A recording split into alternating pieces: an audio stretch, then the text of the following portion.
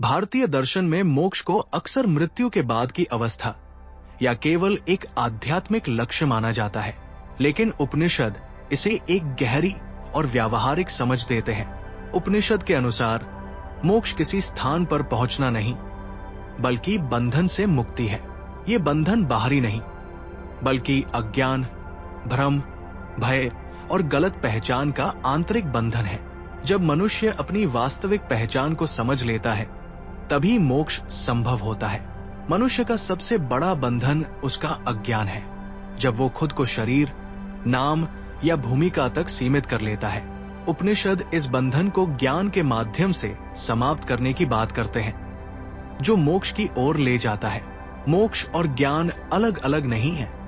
ज्ञान आत्मा की पहचान कराता है और यही मोक्ष की अवस्था है।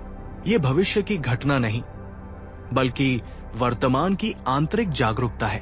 उपनिषद कर्म को नकारते नहीं, पर उसे मोक्ष का साधन भी नहीं मानते। जब कर्म अज्ञान के साथ किया जाता है, तब वो बंधन बनता है। ज्ञान के साथ किया गया कर्म बंधन नहीं बनाता। मोक्ष का एक महत्वपूर्ण पहलू भय से मुक्ति है।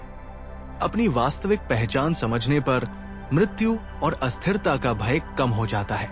ये भय से मुक्ति जीवन की सबसे बड़ी स्वतंत्रता है।